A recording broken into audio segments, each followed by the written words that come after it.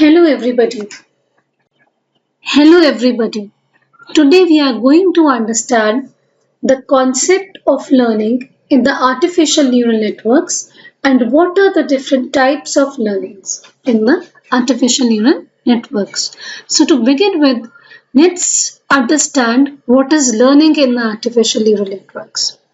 When I say learning, the very English meaning of learning or whatever we have over the time understood in the process of education, we can think learning as a process of acquiring some information from the content which has been presented to us. Okay, so this definition applies to artificial neural network also, where learning can be defined as a process of change in the dynamics of artificial neural network such that it is capable of performing a particular task.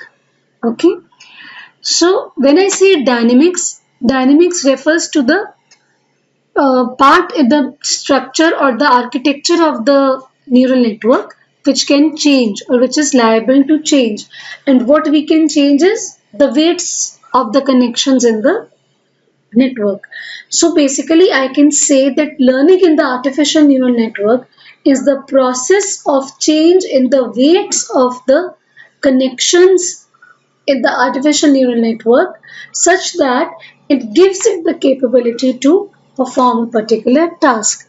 Now, as I told you, that learning by English meaning it is acquiring some information from the content presented to us. So, with this definition, I get my first requirement of learning. The first requirement is I need to have a content to learn. So in my artificial neural networks also, I need to have some training data which should be given or presented to the network from which my network can learn. Okay. And the second requirement is there has to be a rule or a law which governs the change in the dynamics or the change in the weights of the network. That is, I'm very clear that I have a data based on which I have to change the weights of the connections in my network. So this is very clear when I have thought of learning in the artificial neural network. But how do I change?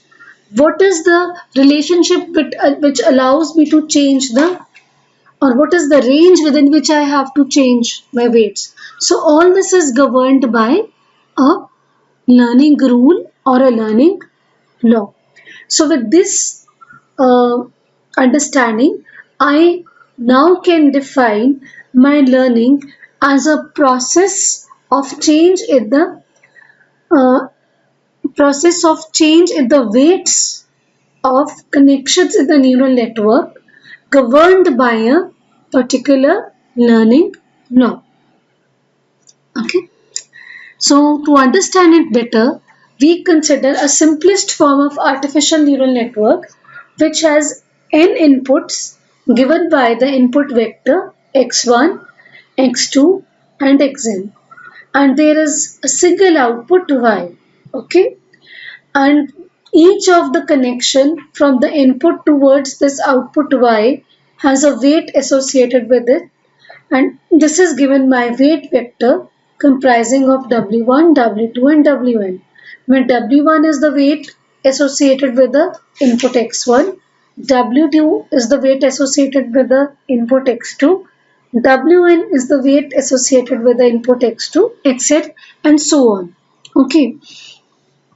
Now, based on our training data, let there be a function h which depends upon the input variables x and the weight matrix w so that it is able to give me a output y.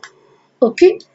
Now, the process of learning in the artificial neural network involves another function gx which we want or which we desire should be there such that we are able to approximate the function h by our new function gx.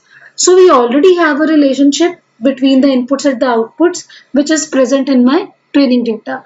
That relationship is already captured by h, function h, which depends both on the input variables and the weights.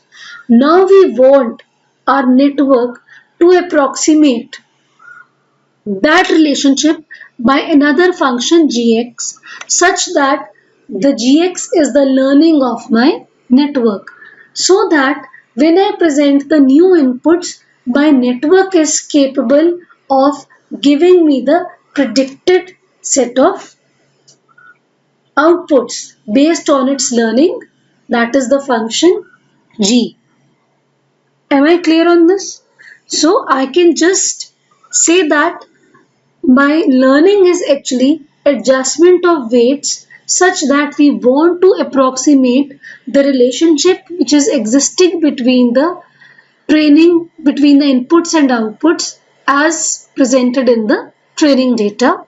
And with this knowledge or with this information on the relationship between the inputs and outputs, I can now use it for predicting the values of the output for any new inputs which will be presented to my network. So GX is actually the learning of my network. Okay, so I will just take an example of learning as a regression problem.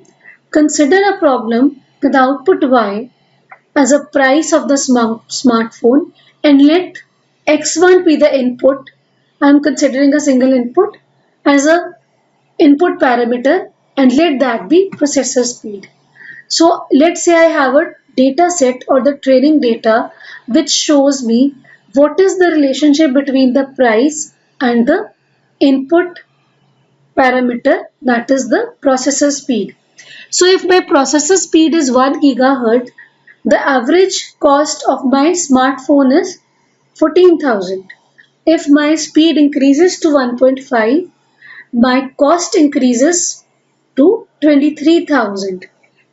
If my speed of the processor increases to 2, the corresponding increase in the cost is 30,000 and so on. So I have 4 training samples in my data set. Okay, and I know that I have only one input and one output in my network. So if I talk about this relationship which is captured, I can just consider or plot x1 and the values of x1 and the corresponding values of y, that is output. So if we see, there are 4 points which are plotted in the increasing order, and this can be easily approximated by a line. So every line is going to be associated with some equation which is of this form. So y would depend upon x1 with some linear constant m and a constant value c. Okay, so when I want to solve this problem using an artificial neural network, or when I want to use this as a learning in my artificial neural network, so I will first make my network. So here I have only one output, so I take one neuron and only one input. So only one input is coming. So this is my very simple or the simplest form of the neural network. And there is a weight which is associated, or there is some initial value of the weight which I have to assume to be existing on the input connection between x1 to the output neuron y. Okay, so based on my understanding of what we had in the last lectures, I can say that my output y will be given by the weight multiplied by the input x1 plus theta, where theta is my threshold. Okay, so that is the simplest form I can think from a neural network. So now if I compare these two values clearly, this is also what I've got from a training set, and this is the neural network which I have made on the basis of my input and output values. Now I know the relationship between the input parameter x1 and the output 1 can be approximated by a linear equation given by mx1 plus c. Whereas in my neural network, my output dependency on the input parameter can be approximated by this relationship. So if I compare these two equations, the equation of this line and the output of this neuron, I can simply conclude that they are same with m equal to the weight W11 and c equal to theta threshold. So this makes it very clear to me that the process of learning in my neural network is identifying this equation of line on the hyperplane based on the training data and adjusting the weights of the neural network to form this line. And this whole process is called learning. So learning क्या है? I have to identify this relationship. Okay, network structure I have. I find how my output will depend upon the input. Now I will have to change or modify my parameter W11 such that my this relationship becomes equal to this equation of the line. So this is in the simplest form what is learning in the neural network. I hope this is very clear to you. So with this understanding, we now come to the next phase in the learning. So learning in the neural network, it is affected through activation dynamics as well as synaptic dynamics. Now dynamics, as I told you, something which is going to change. Now what things we think can change in a network? Synaptic means synapse which is connecting, and every synapse is going to have a weight.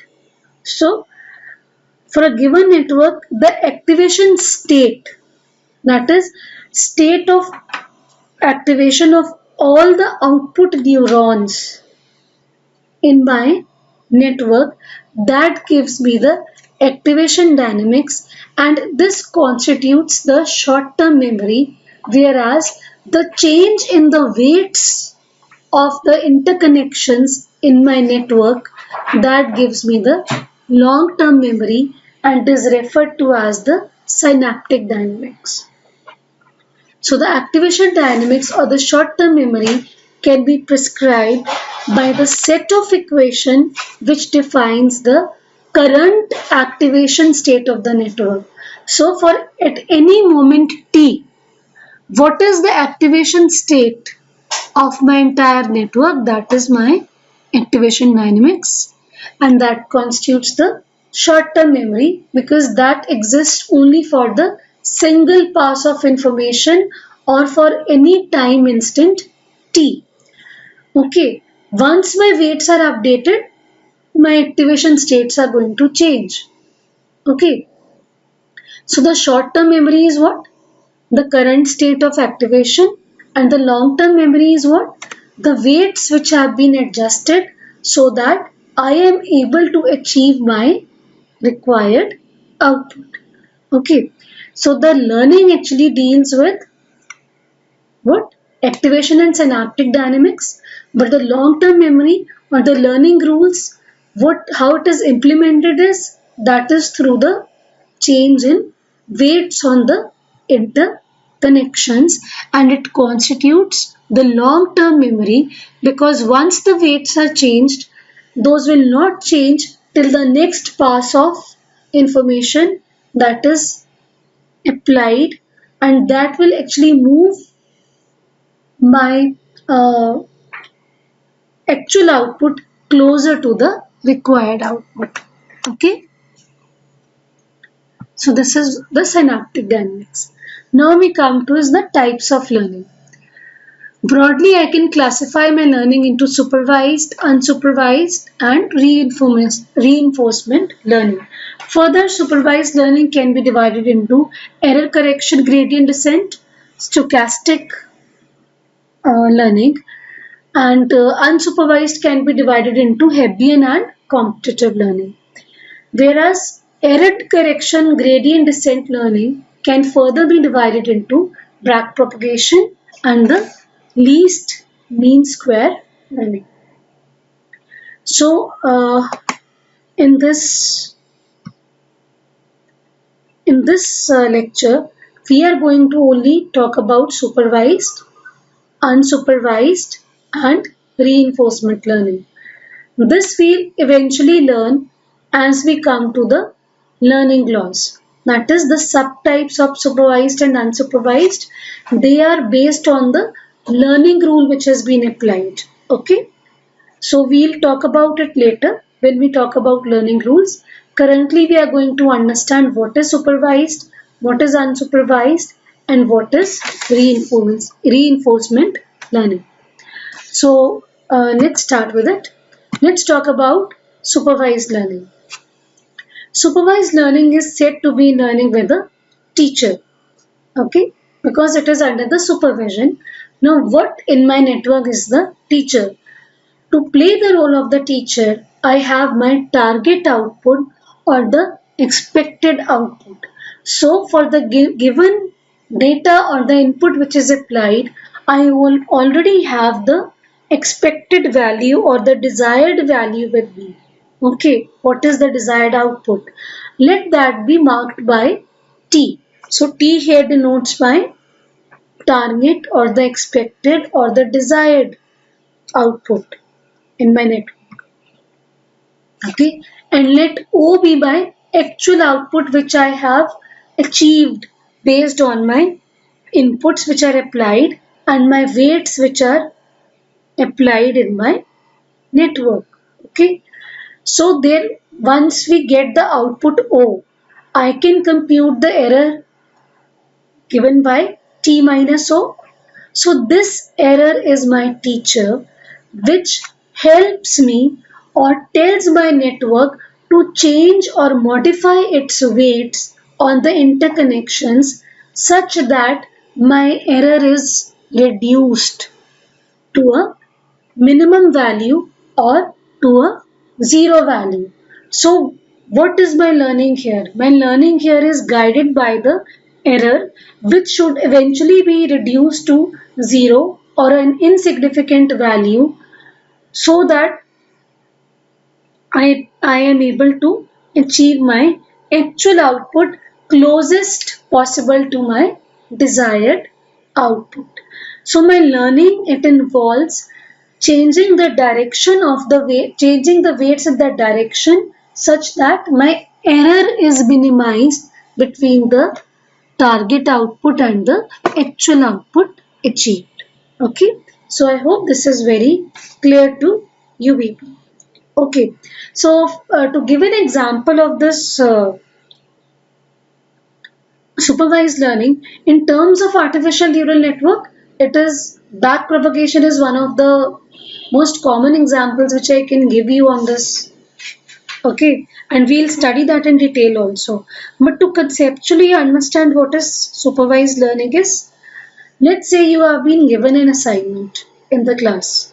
Okay, so but the assignment submission is that you are going to get it checked and then improve upon it. Okay, so you go back to your teacher. Once you solve it, you go back to your teacher and it is being solved by your teacher. It is being told by your teacher, okay, this is right, this is wrong, still this part is missing. You again change it, you modify, you come with the resubmission. Again you are pointed out that okay, these are the shortcomings in your assignment, please resubmit it. So this is what your supervised learning is. So you're already getting a guidance or a feedback in your process of learning which tells you that how I have to modify the dynamics or the weights of my network so that I am able to achieve the desired results. Okay. So it is used both for the structural as well as temporal learning. So when I talk about structural learning, it means it captures the relationship between the input output pairs. That is, what is the relationship between the input and the particular output. Let's say particular nth input, how it is connected to the mth output. What is the weight which is connecting them? What is the contribution of my nth neuron towards the output? So that is structural learning. Whereas temporal learning, it comes with time. Okay, so it captures the weights relationship between the neighboring patterns as a sequence of inputs which is applied to these neurons. Okay, so temporal means at the tth instant I am going to apply a set of inputs corresponding to which I am going to compute my particular output, compare it for error, and in the t plus 1th pass I am again going to reassess or reevaluate my network for the actual output. Okay, so that is the output, it is learning, it is moving towards the desired output with each instant of time or each pass of information in the network. Okay, so next we come to is unsupervised learning. Unsupervised learning in the simplest form, just as we define supervised as a learning with a teacher, unsupervised can be defined as a learning process without a teacher. That is, there is no teacher. And what was a teacher for supervised learning? Error. And where did the error come from? As a difference between the target output and the actual output. So this implies there is no teacher, that is no error. No error means no target or the expected value is known. We only compute based on the local information of the network, whatever we have, and we compute the weights, and we discover a pattern in the given set of inputs to update the weights.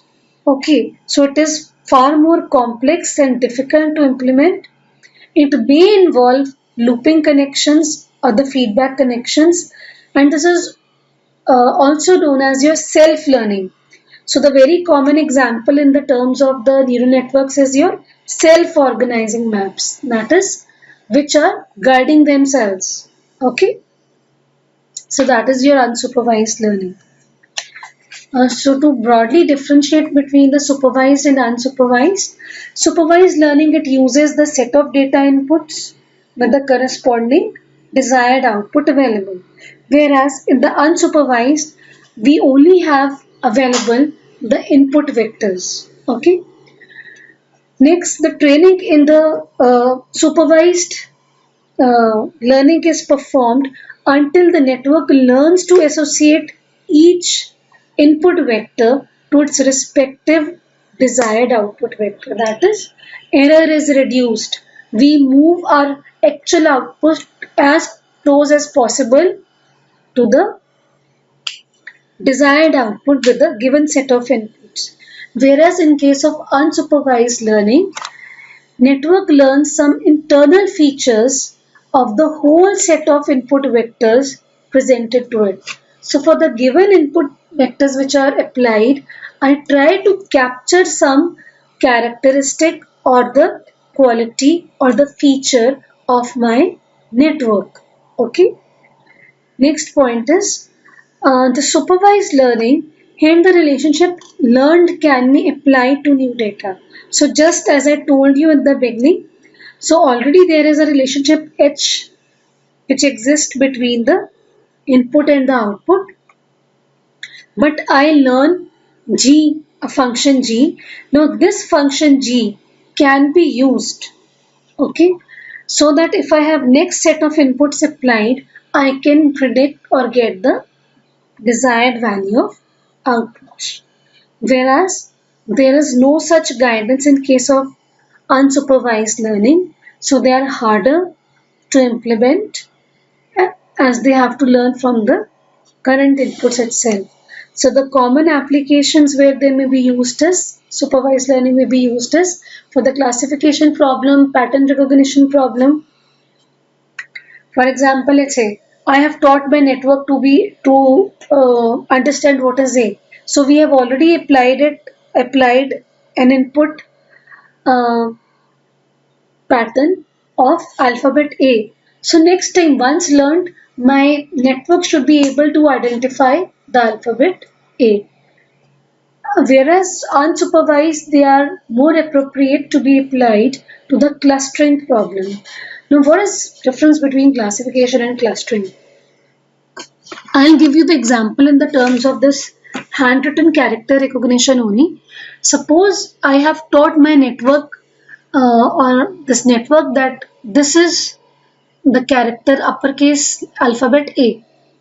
Okay, it will learn it, and next time A is presented to it, it will try to identify that. Okay, so that is classification. It will recognize this is as A or it is not A. Now consider that you have multiple samples of handwritten alphabet A. Okay, so some can be uppercase, some can be lowercase, some is slanting, some are written straight, some are rounded. So there are number of samples for handwriting. So they are all presented. So what will my network do? It doesn't know. It doesn't know that I have to classify it as A or not. But it will try to form the clusters. Then from the given samples which have been applied, the let's say 10 samples have been given. These four they are, let's say, small case letters. These four they are another cluster. They are uppercase letters. These two cases they are unidentifiable. So it is going to form the clusters based on its own understanding of your input vectors. So the terms of neural networks, feed forward networks, they are mostly the supervised uh, networks, whereas self-organizing maps, adaptive resonance networks, they are all based on unsupervised learning. So this I hope makes it very clear to you. Next we come to reinforcement learning. Now so we have already known what is supervised and what is unsupervised. Now what is this reinforcement learning? To make you understand reinforcement learning, it is a case of partial guidance. Okay, so you have a teacher, definitely, but the teacher can only direct you. Okay, this is right, this is wrong. It can only direct you in a particular direction that you are going right.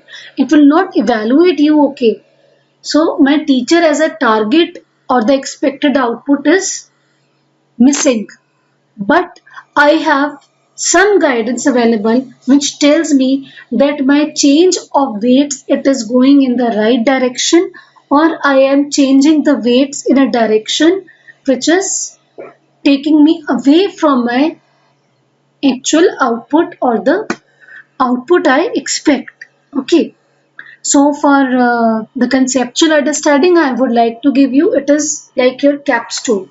So you have a mentor associated, but mentor cannot guide you, put this connection, put this component, do this.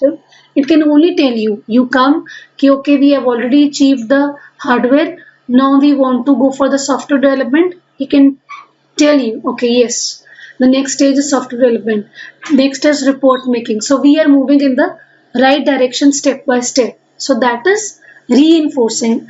If I am right, that is getting reinforced. Reinforced matlab reapply that again. So if my step or the direction of learning is right, I reapply that, assuming that I am moving in the right direction. But if my current step of learning is not correct, it is wrong, then that particular step is not reinforced, it is not reapplied. I hope this makes it very clear what is your reinforced learning. So, to give you an example, a binary result is present. To summarize it, so reinforcement signal is there which evaluates only if the output it is moving in the right direction or in the wrong direction. So this information of right and wrong can be used to improve the performance. So it attempts to learn the input-output mapping through trial and error methodology with a view to maximize the performance. Okay, so it is not instructive learning, but it can be said to be learning with a critic.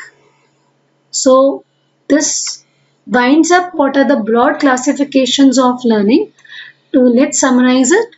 We had learned what is learning. So learning can be viewed as change in the dynamics of the network. Dynamics implies that is change the weights of the network connections.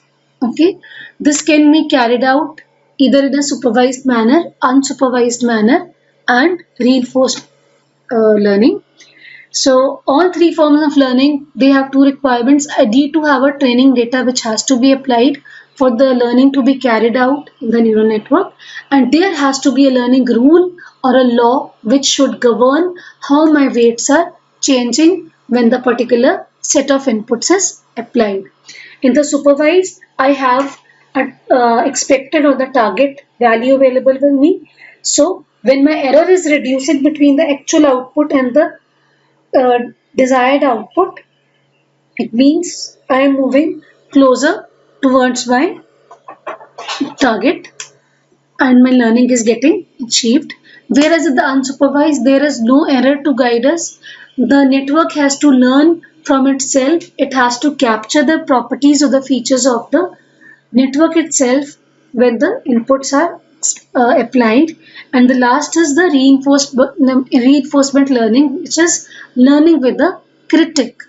That is, there is a critic which tells us that whether we are moving in the right direction or in the wrong direction, but we don't have an actual deterministic target output value. So with this we wind up. The next lecture we'll start with the learning rules. Now there is a small review quiz which you should take to review how much you have understood the concept of learning. Thank you so much.